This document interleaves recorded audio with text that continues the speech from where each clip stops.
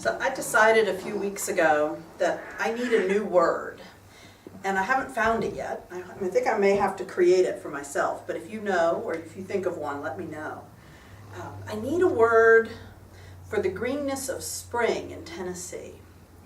Not spring green, because that's a specific color of green, and I mean to name the simultaneous experience of a multitude of greens. Think back to like 2-3 weeks ago, what was happening when you looked up. And there's all these different species of trees budding at different rates, and you can sort of see through some of it, and it's all kind of glowing because the sun's still shining through. And so it's you can watch it change, literally, hour by hour some days. Or driving down the highway, it's all these different colors. We've almost moved into summer mode now. I was noticing this morning driving down from Nashville. By midsummer, barring drought, the landscape will be richly green, but it'll settle down to just a few couple shades of green, much less striking than this variety of greens for which I really do need a name. Tennessee green. Tennessee green. Oh, no, okay. Except people who don't live here won't know what we're talking about, but okay, they could ask us. They could ask us. And it's not just the juxtaposition of many green colors that I need to name. It's also the expectation of the seasons to come and the sheer delightfulness of the abundance and the vigor and the diversity in those greens.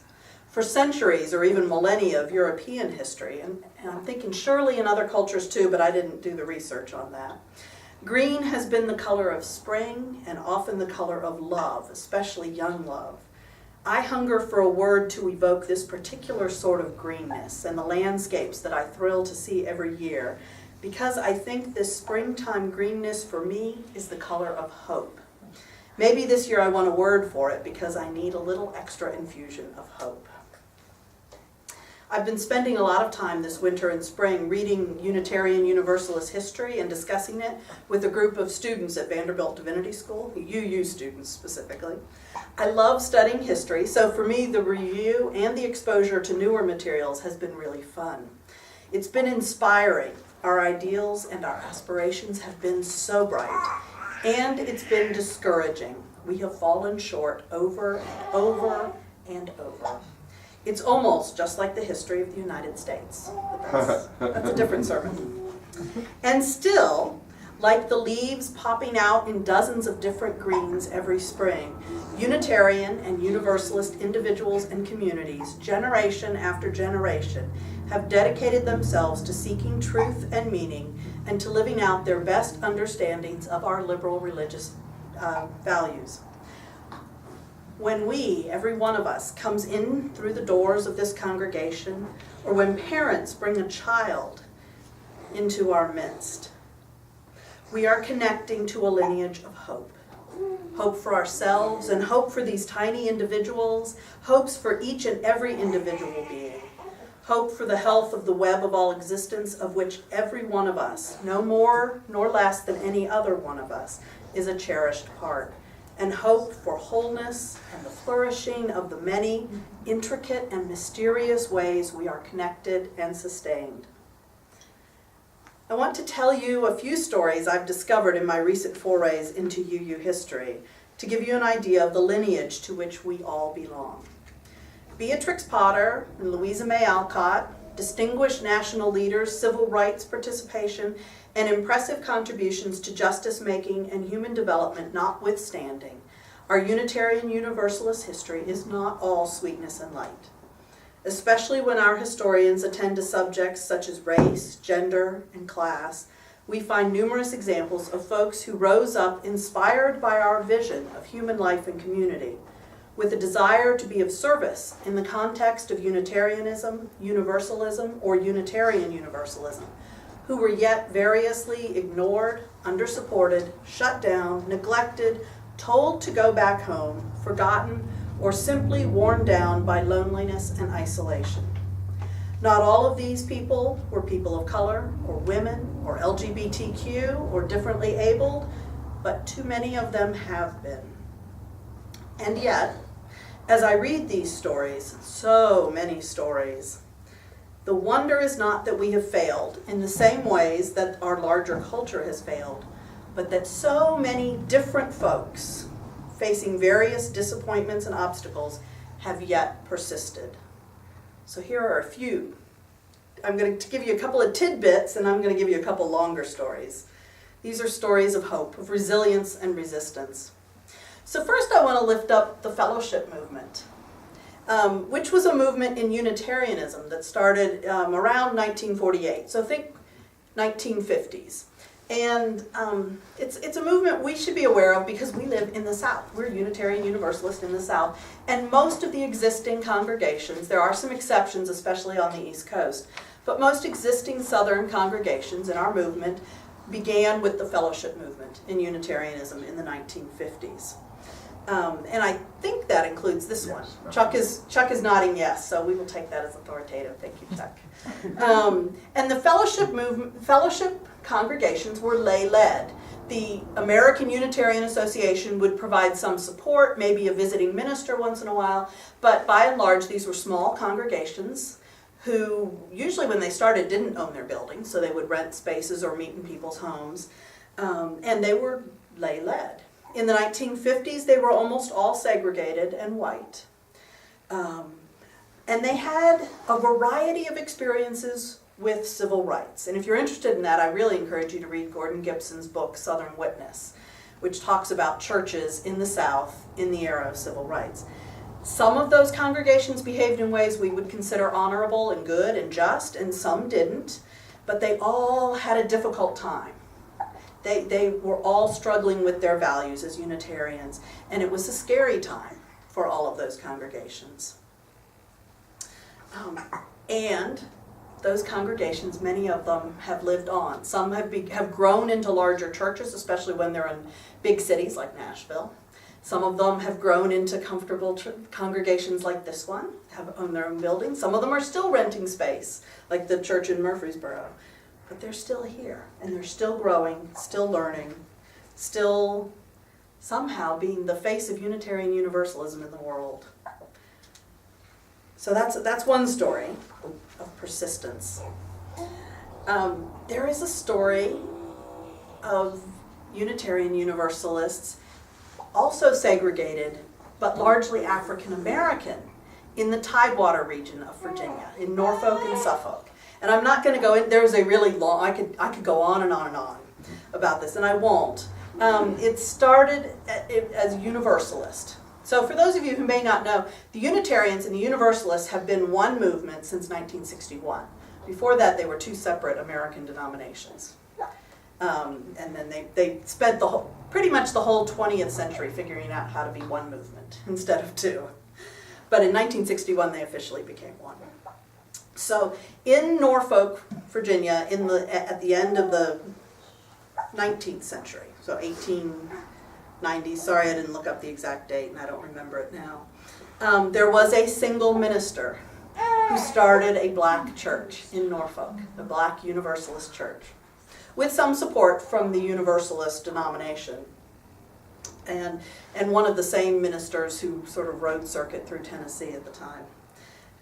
Quillen Shin was his name. But this one church was served, he also opened a school. The school was the enduring legacy of his work. But he had sort of lackadaisical support from the Universalists. They would send, Quillen Shin would come by and visit. He was supportive, and Quillen Shin, I think, had some connections that helped them find the next minister and director of the school. But they had trouble with fundraising. Sometimes they were well supported, sometimes they weren't. Sometimes the minister just had to go out and ride around and ask people for money. And while at the same time the Universalist denomination was more actively raising money for other white churches. So there was a little bit of disappointment, but a great deal of persistence nonetheless. The church, and then the school that was founded, and then another church in Suffolk, which is nearby, and another school, were African American. They served black communities. They were located in black communities. And the Norfolk church and school eventually closed, but the one in Suffolk went on. It was a whole century that there were Universalists and then Unitarian Universalists African American congregation, group of people running a school for African American children in the Tidewater in Virginia. And they did this despite struggles to raise funds from their denomination, of which they were a part,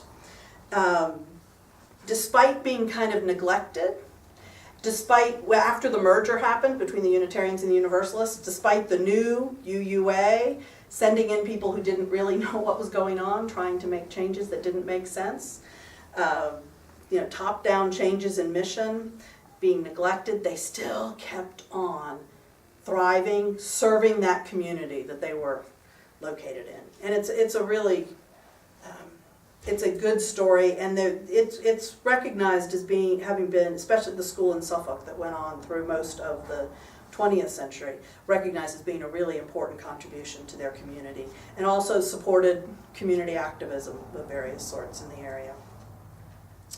So those are sort of snippets, and again, they're big stories of individuals embedded in those, both the fellowship movement and the Tidewater congregations. But I want to turn now, I'm going to step back a little further into our history and tell you about an early woman minister named Mary Safford, who was, she lived in Illinois. Growing up, she lived in Hamilton, Illinois. And her friend down the road at the next farm was named Eleanor Gordon. And the two of them both grew up to be early women ministers for Unitarianism. But they didn't start out Unitarian. Mary, apparently, her mother I know was Presbyterian. I'm not sure what her dad was. Her mother is described as having been rather conventional. But she let her daughter kind of go out in the back field and stand on a stump and preach for the family. They're playing. She's just playing. She's going to settle down, and she'll know that what women do in church is not preach; it's wash the dishes. And, she'll figure it out, right? And she didn't worry about it, except it didn't really happen that way. Mary's mother died when Mary was 9. I mean, not her mother. Her father died when she was 9, and she kind of seems to have inherited his library. And her father had kind of radical kinds of leanings. So she found all sorts of interesting things in his journals and his books. And she read through Franklin and Thomas Jefferson and Thomas Paine. She read through a bunch of Unitarian theologians. I'll mention names for Chuck, but some of you may recognize William Ellery Channing, Ralph Waldo Emerson, and Theodore Parker. And I love Cynthia Grant Tucker, who has written this book, which is about the Iowa sisterhood, which I'm going to get to in a minute. She says of the Unitarian theologians, their affirmation of all people's dignity and capacity for great service offered absolution to the Safford girl, who had always been taught to suppress as sinful, especially as she was female, her nagging sense of self-worth and her ambition to make herself heard in public. So Mary and her friend Eleanor, who had kind of run into some of these other more radical voices in her studies, grew up to be young women, and both went off to their first year of college, and for various reasons had to come back home. There was illness in families and lack of money to pay the bills. So they both came back home, having just barely tasted a college education. And they taught themselves by reading and discussing. They ended up forming a local literary society, inviting speakers who would come every now and then and talk. One of those speakers was a Unitarian minister named Oscar Clute. And Clute encouraged them to start a Unitarian congregation. And that brought them to the attention of a Unitarian minister named Jenkin Lloyd Jones, who was actually in charge of the Unitarian Western region at that time. And that led them to them being sent eventually to Humboldt, Iowa, which was then on the frontier, where there was a congregation that was in the middle of building a church but didn't have a minister. And the rest is kind of history. What happens is that Mary Safford, Eleanor Gibbon, but Mary especially, became sort of the hub of what is now called the Iowa Sisterhood. It was this group of, not a group so much as a thriving network of women ministers on the frontier in the last 2 decades of the 19th century. And they brought a kind of different, slightly different feel to ministry and to Unitarianism in its living manifestation than you had, say, in New England at that time. They really emphasized the frontier values of self-sufficiency. Mary only founded self-supporting churches, and this is at a time when the American Unitarian Association was in the habit of supporting many new congregations financially. That was actually most of its budget, as I understand it, was sort of helping congregations that were new pay their ministers, pay their rent or their mortgages. But Mary said, no, we need to pay for it ourselves. If we're congregational, we need to stand on our own feet, pay these bills ourselves. These women in this Iowa sisterhood also brought a sense of home and homely values into the life of congregations. So, for instance, Mary had the opportunity to help design a church in Iowa City, and there are things like a big hearth, kind of like the hearth space in a home. There are other things about the church that were not exactly sort of what standard church architecture was like back then. These ministers would also often go and do house blessings, which is kind of a new thing for ministers to be involved with. They had a really big emphasis on religious education and also on using the church for meetings of cultural groups, not totally unlike what you all do here every week. You have, this group meets on Wednesday. Actually, you have a couple Wednesday night groups, don't you? And sometimes Thursday, and there's, you kind of have lots of things going on, coffee houses sometimes. Now, the style of the Iowa Sisterhood and their churches got into a little bit of tension with the denominational leadership of the Unitarians, and as well as the general culture back east. And back east, I mean like New England, Boston. Female leadership was not particularly welcome in the East at the time. Ministers, both male and female, who were from the Western region, often when they went back to headquarters, were not allowed or welcomed into positions of real power. And really specifically, Safford at one point said, if you won't recognize officially that women are fit to serve as ministers, my churches are not sending you any of their money. Good for them. And just like now, the AUA's budget was reliant on contributions from members. So Harvard at the time, which is where most Unitarian ministers were being trained, Harvard was closed to women. So these women tended to prefer Meadville Seminary, which became part of Meadville Lombard, which is now in Chicago. And many of our ministers, it's one of sort of 3 places that UU ministers tend to be trained, although there are lots of other places we go to. By the end of the 19th century, Mary had risen to leadership of the Western Unitarian Conference, and she began working with the AUA Board of Directors. Now, at this same time, the late 19th century was a time that's been described as the feminization of American culture. Novelists and magazines, and there's just much more. Mother's Day started back then. So there was a sort of a new space culturally for women and for traditionally female values. There was at the same time a backlash against that. And early 20th century Christianity was bound, or parts of it, not all of it, but parts of it, were bound and determined to be properly masculine. There were these new ideas of Jesus as very masculine, and the evangelical preachers were, Billy Sunday was a baseball player, he's an athlete, and there was sort of this idea of we need to retrench in gender roles, and men need to be men, and Christianity needs to be manly. And in this sort of cultural kind of tussle, Mary Safford ends up having to go to Boston regularly to participate with the AUA Board of Directors, right? She's now on it. And resistance within the AUA to women ministers has also sort of taken on a little extra steam at this point.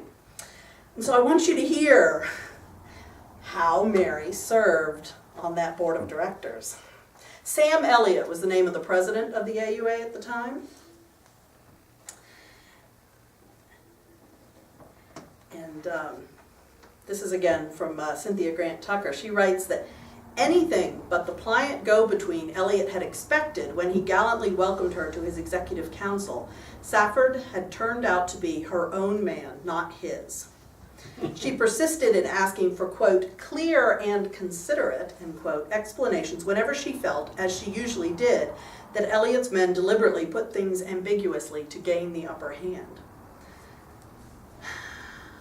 In order to keep their positions from wobbling, she took it on herself to write out a policy as she understood it and asked that one of the officers sign and return it to her for her files.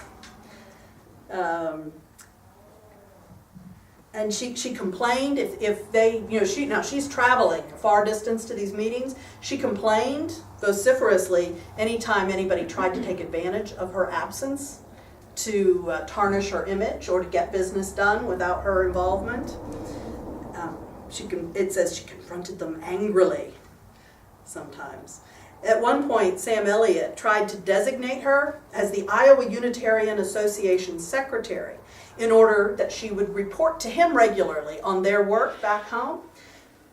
And she said, sorry, it doesn't work that way. I'm already the secretary because the people in Iowa elected me, and I won't accept your appointment to that role. If you want to do this properly, you need to reword your request. Because you don't have the authority to make that appointment. So she's saying that, the power comes from us here on the ground, from the congregations and the associations of the congregations. And I'm not going to let you ignore that. And she stuck to her guns and apparently just had to keep doing that over and over and over again. Apparently once she was done with her term, they were kind of glad.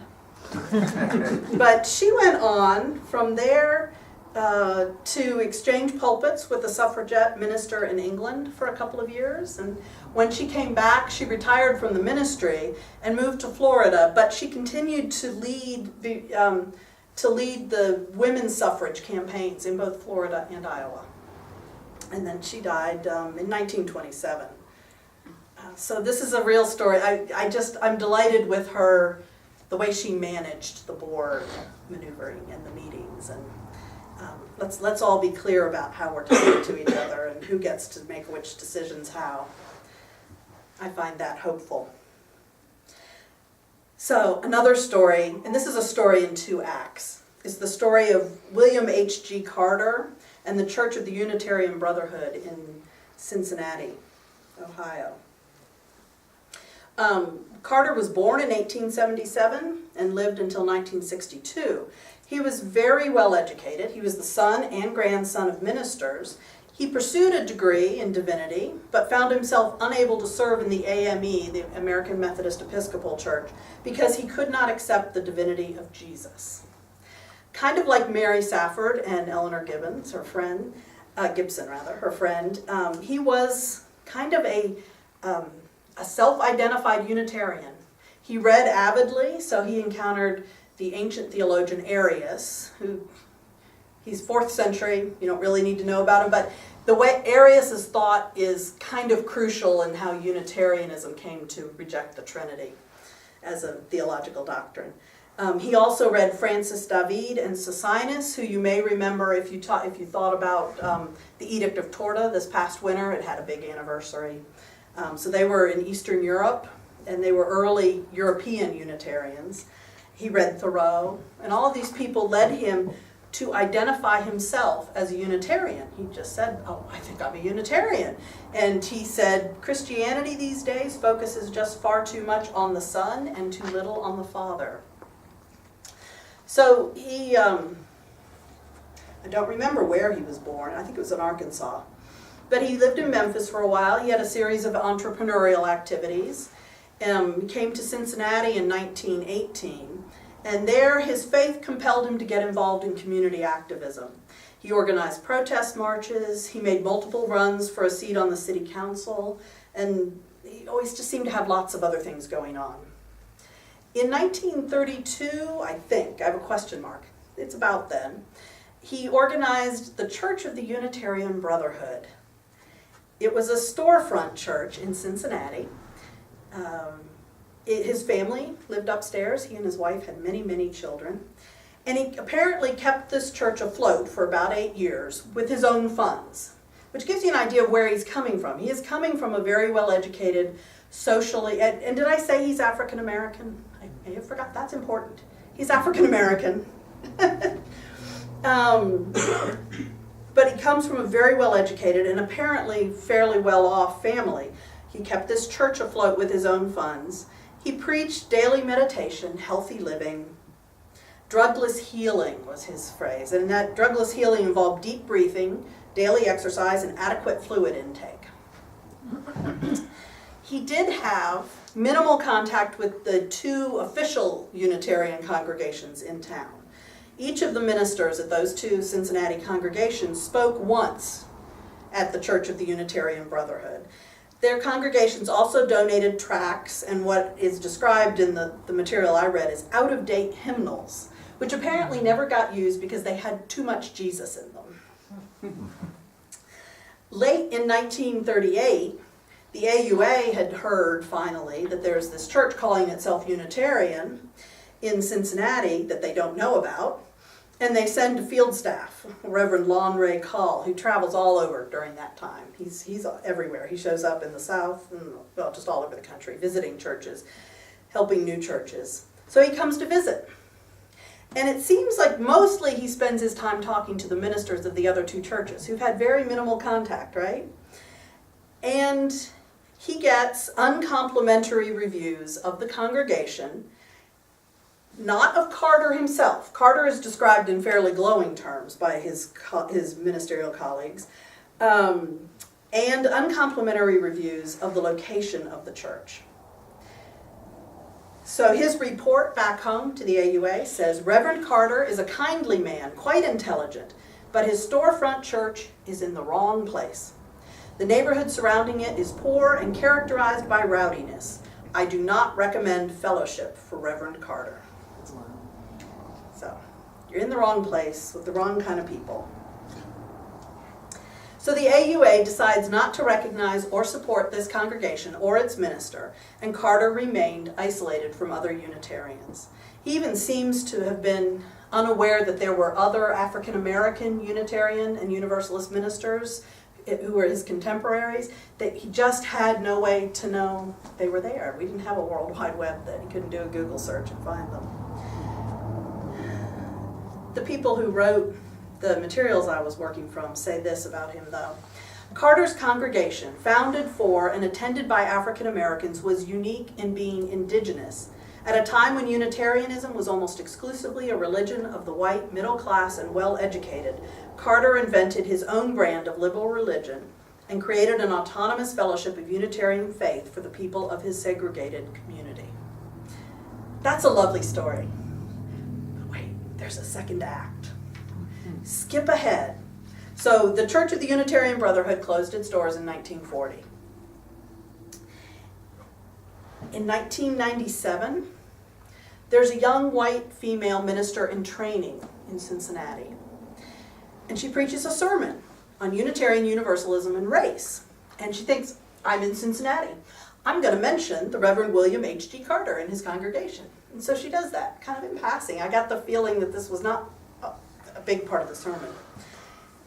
And a congregant stands up. The congregant's name was Leslie Edwards. He stands up and he says, W.H.G. Carter was my grandfather, and I never thought I would hear his name mentioned in a Unitarian congregation. The Reverend Sharon Ditmar says, everyone was silent, stunned, and awed. It was a moment of utter grace. So, I forget whether she was an intern minister or an interim minister at that point, but it was a one-year thing. She ended up being called to the other church in Cincinnati at that time. And so, a year later, it was probably Black History Month, I'm not sure, she preached that sermon again in the other Cincinnati congregation. And she says, after that sermon, members swarmed me, all saying the same thing. We have to do something. So the something that happened, and it took several years for it to come together and happen, was that the 2 congregations in Cincinnati and Carter's family held a service of reconciliation that was transformative for everybody involved in several ways. So by 2000, only 2 of Carter's 15 children were still alive. 15. Sorry. Apparently his wife was just amazing. I don't think her name was Beulah. No. But there were only 2 children still alive, but there were hundreds of descendants scattered all across the United States. So there was a long and slow process of relationship building and earning trust. There was a lot of meeting. People from the congregations, the UU congregations, would meet and listen, just talk to these relatives. A lot of listening, a lot of learning. It turns out the Carter family was very much divided within itself about WHG's legacy. It was a very slow movement, lots of talking. At some point, the minister, this is Reverend Dittmar, becomes convinced that the real need here is for a formal apology. Because apology often is the thing that can open up the door for reconciliation. It's a step it's really hard to skip when great harm has been done. So she brings this up with the congregations, and there's a lot of discussion because none of them were there when the AUA acted that way. The AUA isn't even here anymore. We have the UUA, which is a whole new thing, sort of, kind of. Right? So why do we have to apologize? And eventually, they work through a lot of anxiety about not knowing what's going to happen. How is this, if we do something, if we reach out, what will the response be? Wondering how many, so we can invite hundreds of people and maybe 3 will show up? That would be embarrassing. There is a decision made that yes, we will have apologies. There were apologies written by the local congregations, also sent from the UUA, formal apologies. The Carter family is invited. There's a good bit of worrying over how to put a good service together. And I want to read what my colleague Sharon Dittmar has written about that. She says, I have a particularly painful memory of a conversation with a Black Unitarian Universalist colleague. I called to ask his advice on the service, and by the end of our conversation, I was sweating. I was trying so hard to say the right thing and not the wrong thing. But the story of race and its complexity in America and how to name and respect it is so tortured that our conversation exhausted me. We both exhaled a sigh of relief when the conversation was finished, and he reflected, in America, race is the wound that will not heal. Dittmar continues, race is the wound that will not heal because we have so few opportunities to sit with our knees touching and safely discuss our thoughts and feelings, all we know and live and can never possibly understand. But she says, in the midst of all that anxiety and fear, they move on. There's volunteers, hosts of volunteers arranging food and printing invitations. They send out invitations to as many Carter descendants as they can find. In 2001, the day arrives. They thought they'd feel good if 15 Carter family members showed up. Over 100. The sanctuary, she said, for the first time she'd ever seen that sanctuary, of which she was the minister, was filled for the first time. They had great music, and they had this response to the apology. That was the official apologies. Remember, Leslie Edwards was that descendant who first stood up and said, that's my grandfather you just mentioned? Okay. Unbeknownst to us, Leslie Edwards had commissioned another Carter descendant, Starita Smith, to deliver a response to my formal apology. After my apology, Starita came forward and delivered words of truth, ending with, we accept your apology. There was a moment of silence, and then noise and cheering, crying and shouting. She says she really couldn't have predicted what would happen after that. She didn't know what would happen even in the moment of the apology. That was not expected to have it accepted officially. But in the years following that, the Carter family let her know that some of that process of reconciling with the UU congregations helped them to reconcile with each other, to process the legacy of their ancestor.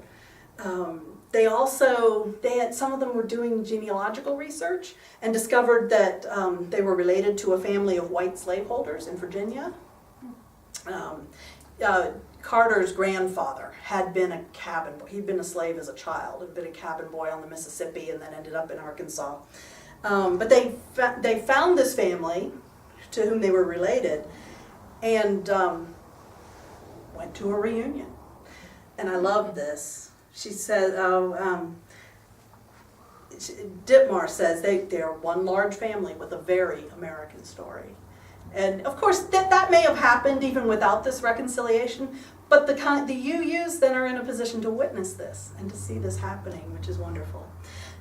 Unitarian Universalists in Cincinnati discovered the graves of William and Beulah Carter. They happened to be like on a plot of land right next door to one of the congregations, one of the churches that hadn't been there in Carter's day. But they were unmarked graves, and they identified them and put up new markers, raised money and put up markers for them. And the congregation and the minister became increasingly engaged in community justice making, sort of growing out of this experience. And they also have held annual Carter services. Now, the book I was reading was put together a few years ago. I can't say whether they're still doing them, but she does say that eventually the Carter family said, you can stop apologizing now. And that was a good moment. But Sharon Ditmar says, we take one step at a time and live one day at a time in an unknown land of hope and pain where transformation is possible. And so I come back to our Unitarian Universalist history with all its diversity, despite some of its moments of not coping with, not accepting, not realizing diversity, but really, truly, there have been a lot of people who have to varying degrees tried to claim our lineage as part of their own, and we are increasingly, in the last 10 years even, there's just been tremendous number of books and scholarship, historical work done. We are claiming these stories as part of our lineage as well, and we are much richer for it. It's like that springtime, that Tennessee green. There's a lot of it. There's lots of different ways hope and resistance and resilience kind of bear out all around us. And so we are part of that, and it is good to know that we are part of that.